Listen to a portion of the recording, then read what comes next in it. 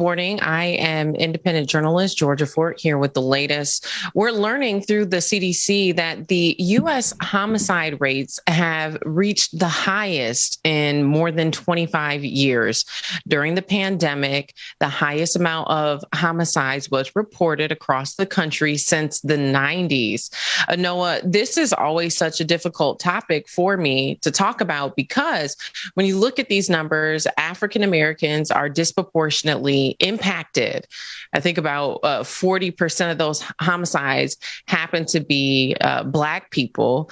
And oftentimes in our community, we've been coined with, Black on Black crime. And no other race has this, even though it actually happens, right? We don't hear about white on white crime. We don't hear about Asian on Asian crime.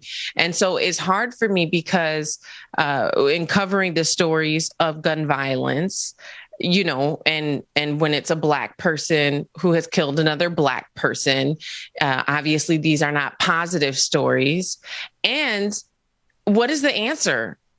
How do we hold people accountable? How do we end community violence? What are some of the remedies? What are some of the things that we can do to take action to prevent this from happening? And so those answers tend to be, there's a wide spectrum of answers that you get when you start asking those questions. And so it's just always a very difficult topic for me.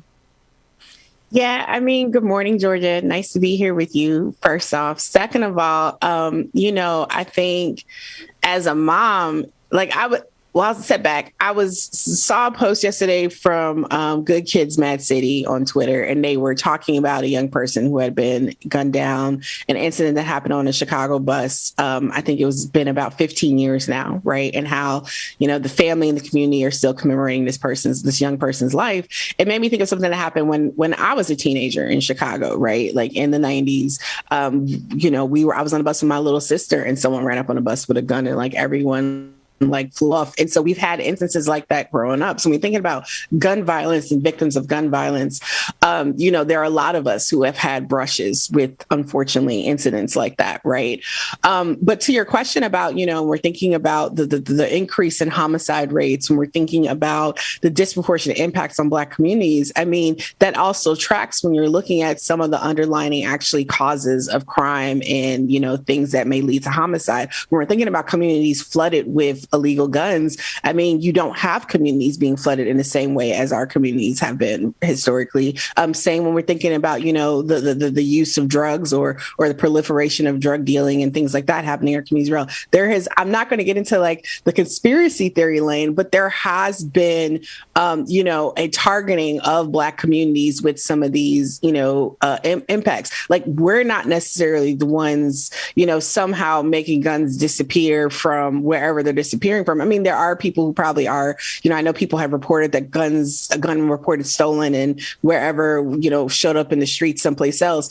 But there's a whole pipeline that exists that extends beyond just our communities in particular. But I think when we're also looking at right now, the past 2 years we've seen this increase in homicides. We're also still in the middle of, even though it seems like it's winding down finally, but we are still, in the middle of a global pandemic we've seen increased unemployment. Unemployment's finally coming back down, but we have all these economic issues and considerations to go through. We also have folks being pushed out of communities. I remember my first job coming out of law school, working in Chicago,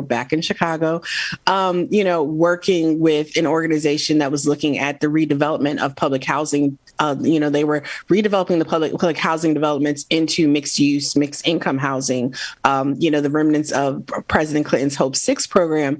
And so one of the things that was really interesting, we were sitting in a meeting and they were talking about how we were relocating families or whatever, right? And someone brought up, well, you can't relocate such and such and, some blocks within this one development because that's certain gang territory. And the place they're talking about moving people to is another gang territory. And, the officials and everyone's like, okay, that's not our concern or consideration. So we have seen conditions created by external forces that instead of trying to figure out a way to help work through and resolve gang issues in communities, a complete and utter disregard. And this was something that was actually, Mayor Daley's thing. I remember when President Obama first took office, there was the killing of the young man from Altgeld Gardens, which is a public housing neighborhood in Chicago. And one of the problems was like the school closures. Like, so the school that he was then going to, that young man was, that the teenager was then going to, was across, a different gang territory. And so he was from a different community going into a different territory. And, Mayor Daley at the time, like his administration was like, well, we don't pay attention to gang boundaries, which has been to the detriment of, our folks. Yeah. So, I mean, I see like Fox News and I see other folks, I see, things like the Manhattan Institute picking up on like this whole narrative of the increase in, Black homicide. When we start digging into the data, like on the whole, yes, Georgia, in terms of the disparity. But when you look at like the greatest increases in the past years in places like Montana, that are some of the whitest states in the country, right? So there's a lot happening. I don't know what's happening in rural Montana they've had like, I think it's more like an 80% increase in their homicide rate. But you do have places like Montana. You do have places that do not have much of a Black or population of color that are also having increases. And I'm not sure what's happening with them, but I would like to believe that it's the common thread of economics and issues that surround poverty that are driving some folks into this type of behavior. That's right. Well, and we'd love to hear from you, those of you who are listening along, watching along. 404-400-3250. That's 404-400-3250. If you have thoughts, comments on this, your own lived experiences, you would love to share, we welcome you to this conversation, because honestly, the answer is not going to come from one person. It's going to come from a collective. It's going to come from all of us realizing this is a serious issue. When you think about homicide rates being the highest that they've been in 25 years, and I remember growing up in the 90s and all of the murders that were happening and the fear that it instilled in the community. People shouldn't be afraid to come out their homes. People shouldn't be afraid to live in the city and be pushed out to go live in these suburbs. Because even though we know, like you're pointing out, it's happening there too. I recall at one point there was when the homicide rate was spiking in Minneapolis. This was early 2000s. They did a gun buyback, no questions asked. They opened up one of the historic Black churches in the neighborhood. I believe FBI agents were there, police, were there, so that it was safe and secure. But no questions asked. Folks were able to come and turn in guns, and in return get like $100 gift card to Target. And so they partnered with corporations who were in the neighborhood to offer some incentive, and also saying, okay, like the ballistics aren't going to be ran on this gun. Some people were skeptical, but they would do them quarterly. And so, someone would test it out and see like, oh, actually nobody followed up. Nobody used that gun as evidence. Maybe I can turn this gun in too. And you would be surprised the amount of guns. If I'm not mistaken, it was in the hundreds that was turned in. And it did result in a decrease in violence. I'm not seeing people come together and do that anymore. And, I don't know, why, if the FBI, because there's got to be buy-in. There's got to be buy-in from the FBI, from the police department, because that's basically taking away their evidence to be able to close some of these cases. But at the same time, it's saving lives. And so I think it's going to take creative approaches like that, different situations, different ideas. We've had 21 Days of Peace programs where folks from the faith community go out and pray, and they're just visible in the community. The gun buyback program, we've had, different activities, grants that have been given out that don't require a ton of documentation or a long application process, and people going out in community and helping folks sign up for these grants. So there's a number of different things that can be done. But the biggest question that people are asking is, what are you going to do? And so I'm curious to know from you guys, 404-400-3250, what your experiences have been, what it's been like in your neighborhood. Because here last summer, we had 3 children who were shot in the head, and 2 of them died. One of them had to undergo surgery, and he ended up making it. But only one of the people who was responsible, Georgia, we have a caller, has been found. And so, that was extremely difficult for our community to see our babies being targeted in that way. I do want to turn now to a caller. Welcome to the show. State your name, where you're calling from, and your comment. My name is Michelle, and I'm from Fort Wayne. I wanted to know, I want first 2 things. I think with the guns, I think that when you have a community that's constantly being riddled with the bad press, it's because it takes the light away from other communities. As far as, because I live in a community where it's predominantly Black, but we also have a lot of other cultures. Is like a melting pot, and they have like gangs amongst their community. And I hear gunfire like every night. But the thing is, it's not being reported. And my thing is, they're shedding light on Black shootings and people of color being killed, but no one's shedding light on the other communities. And I think if in part 2 of that, if they would have, and I've heard this in like jokes, but it's no joking matter. If you would take the bullets and price those at a higher cost, I believe a lot of that would be cut down tremendously. Yeah.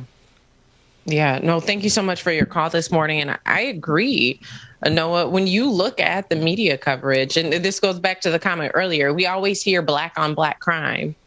But white on white crime happens just as much, if not more, especially when you look at mass shootings. When the theater got shot up, when the schools got shot up, like 9 times out of 10, when the church got shot up, it was someone who was white. And but we don't hear about that. And so the media is definitely a tool that manipulates public opinion. And so when we talk about the rate of homicides going up, everybody assumes, it's Black people out here killing each other. But to your point, Anoa, when you look in Montana, 80% of homicides went up there too. So it's not just happening in Black communities. It is definitely happening in Black communities, but not exclusively. And so we absolutely, to our caller's point, should be asking ourselves, why aren't we hearing about these other stories? I mean, I think you raise a good point. And, that Midwest experience is something wild, especially when you're talking about growing up in the 90s and early 2000s. I mean, we're coming off of Columbine. I remember we finally got metal detectors at school. I remember we were angry when we got metal detectors at school because they weren't metal detectors, because there was a drive-by shooting in the neighborhood during our lunch break. We had off-campus lunch at my high school. It wasn't because someone was shot in the head a couple blocks away when I was in, the 7th grade program at the same high school. It was because of Columbine, hundreds of miles away, and we felt like nobody cared about our safety. Nobody was doing anything to keep us safe, but we were having something imposed on us because of this threat at this white school, hundreds of miles away. And I think when we're talking about, like the way in which people are quick to just point to Black on Black crime, because it's a scapegoat. It deflects from the lack of policy initiatives around gun safety and actually like gun reform, things that actually keep guns off the streets. Programs like what you were talking about, Georgia, like the buybacks, right? There have been successes in some places with buybacks. That does take funding and support. We see a lot of quickness to put more cops in the streets, but unfortunately, that's not necessarily taking the guns off the streets, right? But there are communities. I mean, if we had more support for some of these different community groups, I mean, mean, there are different organizations in places like, Minneapolis, Chicago, places in the South across the country that are trying, people from the community, of the community, trying themselves to resolve and provide alternatives to help, stop the violence. I mean, folks have been talking about stop the violence since I was a little kid, right? And so we need more support for that type of programming, and not just, people, policymakers, legislators, elected officials saying and doing whatever because they want to appease the fear that comes from predominantly white voters. And it's not saying that, Black voters, Black folks aren't also concerned about their safety, but it just seems like when it comes time to actually like moving policy and taking action, we're approaching it. And I'm making a generalization, and maybe it's not a fair one, but we're approaching it very differently. It does seem like that there is a need, like even thinking about right now, we have a real issue in terms of gun violence, in terms of, keeping communities safe.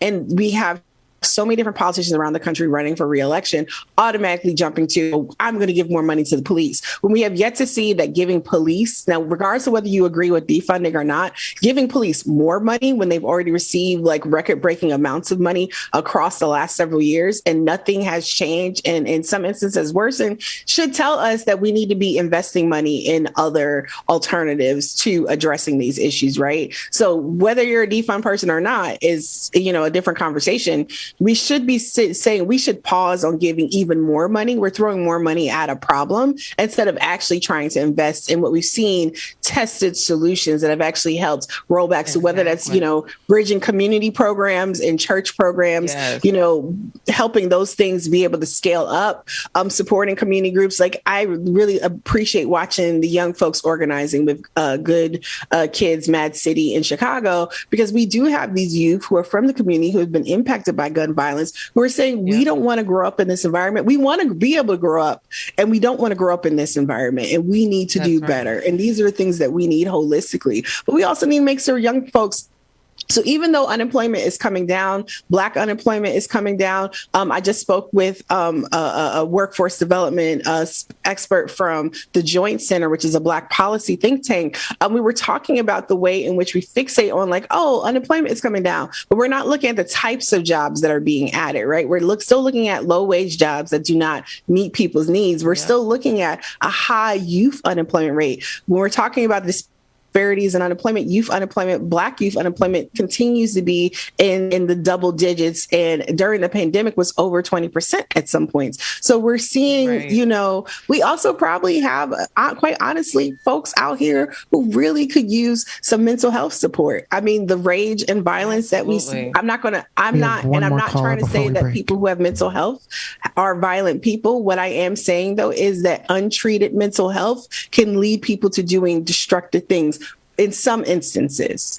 And I'm trying my best to make that distinction without stigmatizing, but I really do think that we need to normalize providing that type of support and mentoring and love and it's a really, I'm saying this as the mother of an 18-year-old Black man or Black teen, young. I mean, I know he thinks he's a man. He's still my baby, but like just seeing, what he has had to endure just being out and chilling and the situations he's found himself in because of whatever else is going on with people. Like, my son just confided in me. He went to a prom after party a couple of weeks ago, and his best friend got into a fight with folks, and someone pulled out a shotgun. Like these kids are like between 18 and 20, and somebody's pulling out a shotgun at a party. Like, what is going on, and why are we experiencing this right now? It's a lot, Georgia. We have one more caller before we break from 540. And real quick, I'll say this as well, too. I don't know if y'all can hear me or not. You guys spoke on some amazing things. Good morning to y'all, both of y'all, by the way. Sorry.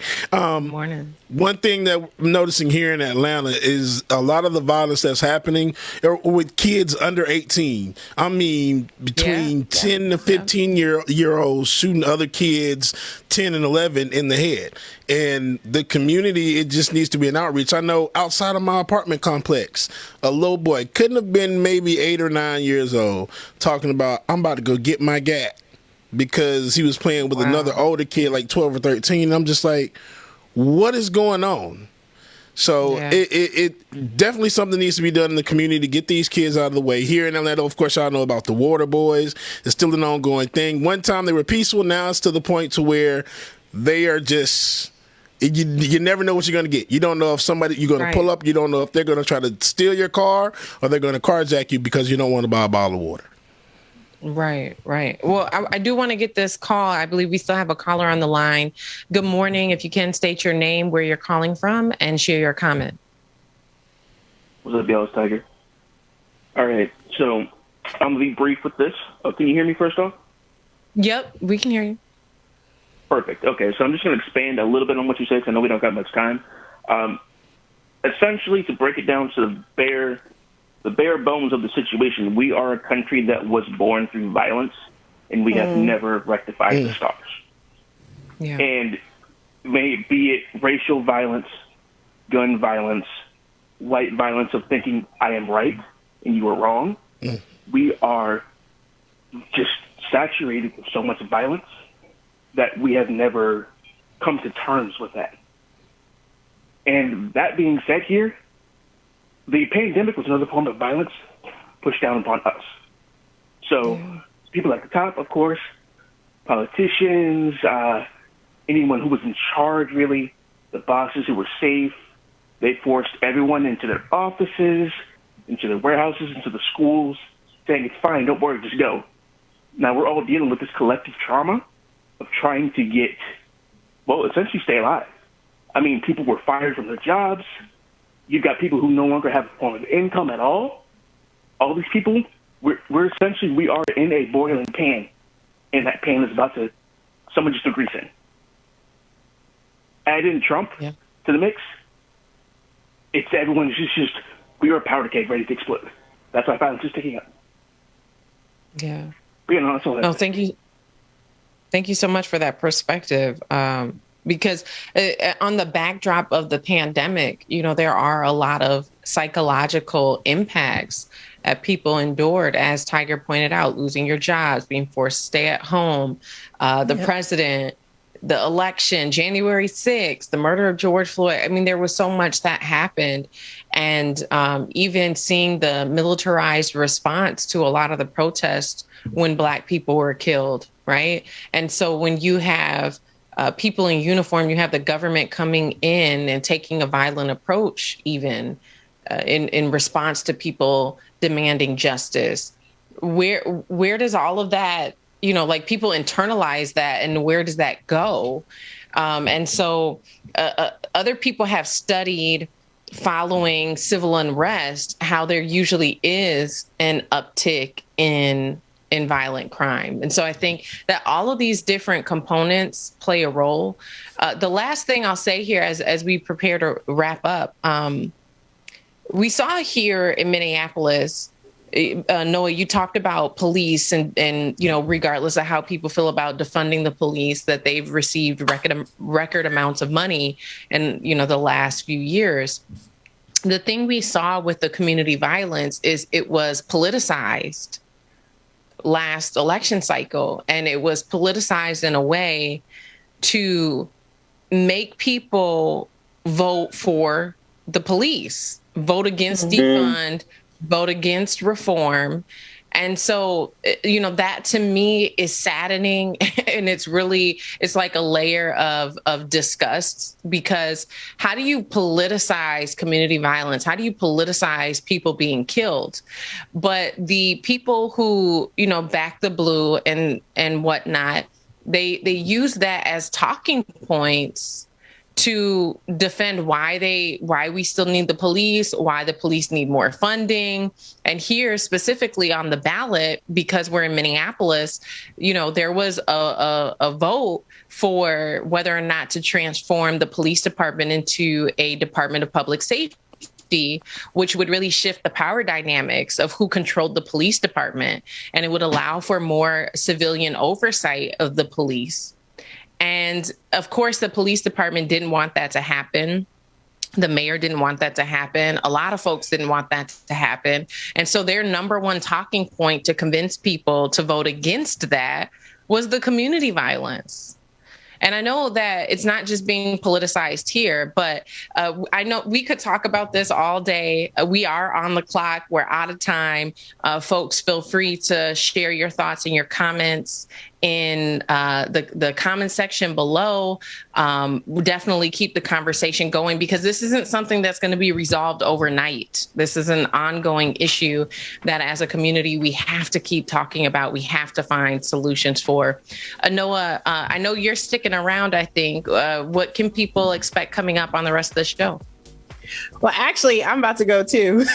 Noah's gonna drop. We're gonna stay. I gotta go too today. But DJ, because I have some more writing to do. But I have been it's been such a joy being here and having this conversation. Likewise, I really do want to find ways for us to continue this conversation in particular. I don't know, maybe Georgia and I know we'll be doing the Twitter Spaces or something on this topic soon. That would be dope. We definitely need to find a space and make that happen.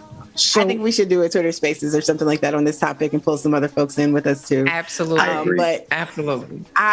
But seriously, thank you for inviting me to join you this morning. And we'll see you tomorrow. Whatever you're doing, you will see me tomorrow. And holler a shout out to Ben for whatever he's doing that has me up at 8:00 in the morning.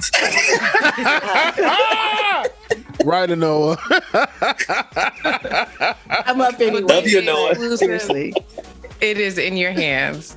Absolutely. I am here and I am in the flesh. Brother DJ Exclusive. I got to get rid of all those extra church colloquialisms. DJ Exclusive is doing his things on the ones and twos. Welcome and thank you all for holding it down in my absence. Good morning to Georgia Fort and Anoa Changa. Anoa, I am going to give you a call today. Thank you for getting up at 8:00 and covering me while I am setting up a new location for my studio. So that's what I'm doing this week. And thank you all for holding it down. DJ Exclusive, brother, how you doing, man? I'm good, brother. Good to see you. It's good to be seen and not viewed. I've been in church too many Sundays. Like what? I found a church that has vaccination protocols that I enjoy. So I go there and that's what they say in church. It's good to be seen and not viewed. Anyway, I am here for one.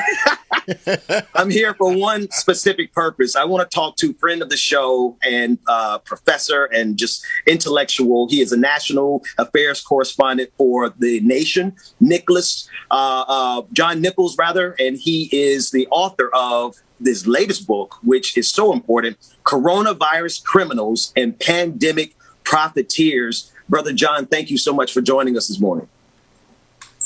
Benjamin Dixon, it is always an honor to be with you, brother. The pleasure is mine. The last time we tried to have this conversation about your book, it was on the heels of Vladimir Putin invading Ukraine. That created a situation for us. And I want to just continue that conversation, however, in regards to your book, because we are now crossing 15 million people who have died as a result globally of the pandemic. In the United States of America, over 1 million that have been recorded. There's probably higher. I'm sure you have details on that. But behind the backdrop of all of this is that there have been people who have been profiting off of this suffering. Please tell us about your work. Well, it's an honor to be with you as always. And you're right. We are at a point where the official sources are telling us that we're passing 1 million dead.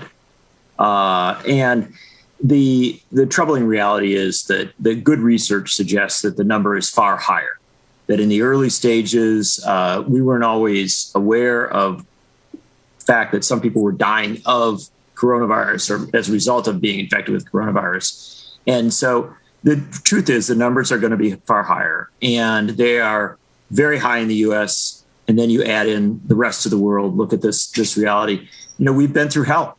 And here's the interesting part of it, though. While we've been through hell, and while a lot of people have suffered terribly, we've had 1 million dead, tens of millions infected, hundreds of millions of people impacted economically and socially. We see all of the mental health issues that arise from it. And then we say, well, I guess the one good thing is that we were all in this together. But that's not true. We weren't all in it together. The fact of the matter is that at the start of the pandemic, the billionaire class in the United States controlled $3 trillion, which is an unimaginable amount of money. Today, 2 years in, they control $5 trillion. What the pandemic saw was a massive redistribution of the wealth upward from the great mass of Americans to a handful, under 1,000 people who are, not just, forget about the term 1%. This is the 1/100th of 1%. And who are these people? We hear about them every day. Elon Musk, Jeff Bezos. You run down the list of the wealthiest of the wealthy. And here's the interesting thing, Ben, the important thing to understand. While working class people were told that they were essential and sent into workplaces without adequate protective gear, into situations where they might well, and in fact did, die. And they did it because they felt a sense of duty, it felt a sense of connection to humanity, and also because they had to. These were their jobs. They didn't have a way to survive otherwise. The very, very wealthy retreated to their lakefront properties, to their oceanfront villas, and they turned on their computers. They started moving money around. And instead of doing good for humanity, right, trying to serve the great mass of humans, they asked the first question: how do I get richer? How do I make more money? And they practiced what Naomi Klein refers to as disaster capitalism. And the last thing I'll say is that they did so because we have a political class in the United States that serves the billionaire class before it serves the great mass of humanity. I think that is a reality that most people are starting to come to terms with, particularly during the pandemic. You outlined the exact scenario that played out while the wealthy, and I'll be honest with you, it wasn't even just the wealthy. Some of us were in the middle class, and we were able to, upper middle class, we were able to work from home. But those of us who were working from home at the beginning of the pandemic, we did not see the kind of growth that billionaires saw. We saw an obscene transfer of wealth. Simultaneously, we saw workers dying. We saw workers starving. We saw workers being, living homeless, but being told that they were essential. Could you help us to understand some of the specific games that were played? Because not all of it is technically illegal. Most of it is legal, but it's obviously criminal when you think about how it took from the poorest while we were dying and gave to the wealthiest while they were vacationing. That's exactly right. Well, again, we live in what we're told is a democracy, or at least a democratic republic. And so you have to begin by looking at those who have power and those who had the authority to direct the response to this crisis. And so you begin with Donald Trump. And I don't think we should be, neglectful of him in this regard. We often talk about all the bad things that Trump did. I would argue that the worst thing that Trump did in his last year of office, and I am paying attention to January 6th and all the stuff that extended from that. But the fact of the matter is that in his last year in office as president of the United States, Donald Trump lied to the American people about the severity of the pandemic, about the severity of the threat. And then he bragged about lying to Bob Woodward in an interview during the course of the pandemic. In real time, he bragged as the president of the United States about lying to the American people about a pandemic that would kill 1 million of them, that would infect tens of millions, that would economically impact hundreds of millions. Now, how serious were his lies? And how serious was his malfeasance, that of his administration? Well, the Lancet, the British medical journal, suggests that in the United States, the death rate was 40% higher than in comparable countries that had leadership that basically tried to make some effort to serve humanity. So you think 40%, you look at those numbers, and we're saying that Donald Trump is personally responsible. Well, I should say personally in his administration, responsible because of their deliberately dishonest, deliberately cruel and irresponsible response for, someplace in the range of 150, maybe even 200,000 deaths that did not need to occur. And then you look at the Senate of the United States, Mitch McConnell.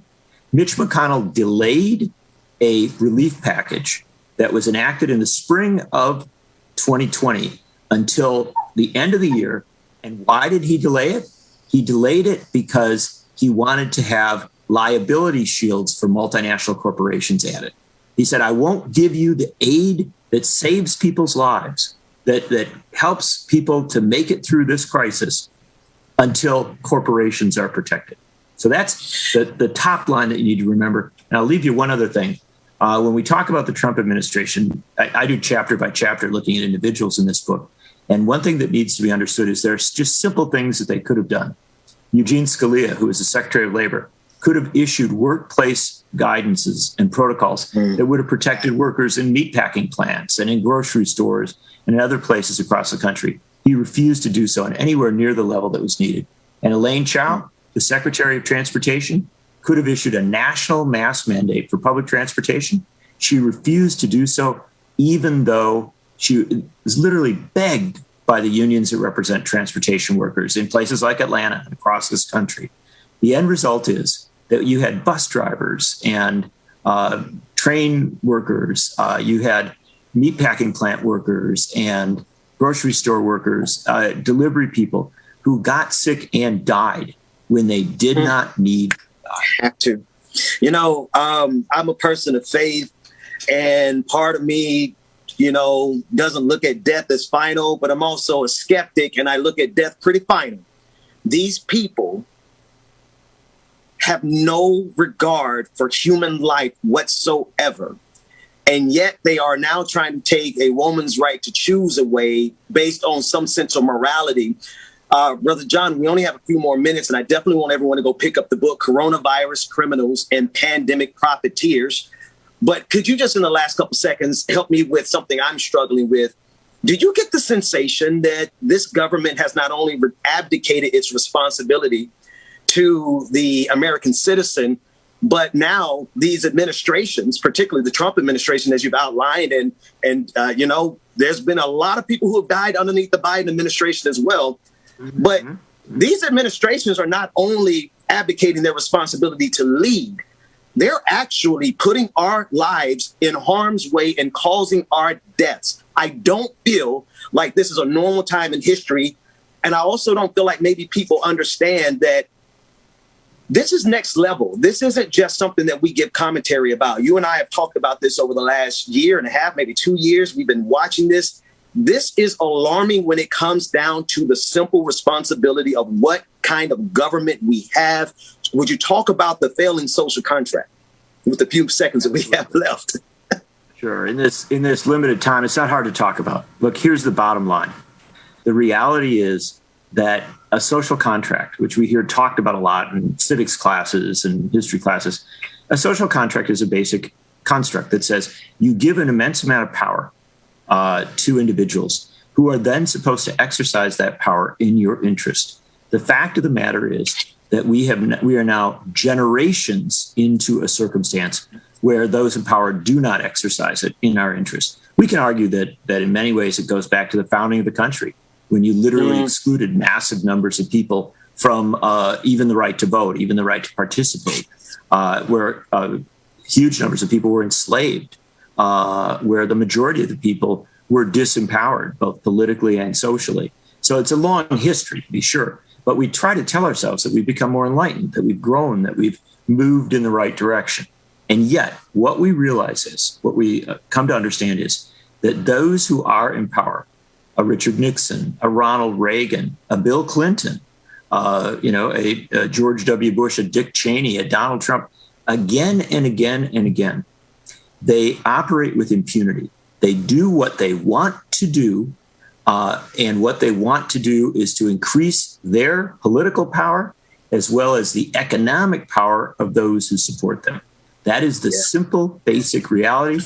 And until we start to hold our political elites to account, i.e., to say Donald Trump was responsible for hundreds of thousands of people dying that didn't need to die, and for that he should be held to account, until we say that the billionaire class, which reaps huge exponential advances in their position economically, has to pay a large portion of that back, as we said during World War II, as we said during the Eisenhower administration, that the billionaire class has to pay a 90% tax. That's what they would have paid during World War II and its aftermath.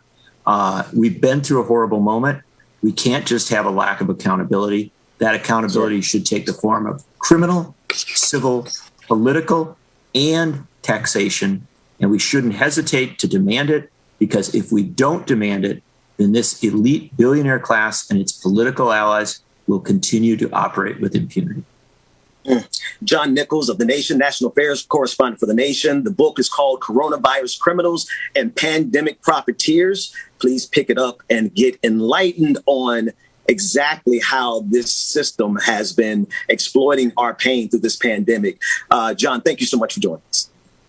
Ben, it is always an honor to be with you. You do a great show, and it's good to see you in that very kind of bucolic setting there. You look in a good space. I need it. I need it for my mental health because these are trying times, John. These are definitely trying times. So listen, we're going to talk more about this. DJ Exclusive, I'm going to turn it back over to you. I'm going to go to the studio and get that set up, and I will see everyone else on Monday. Take care, everybody.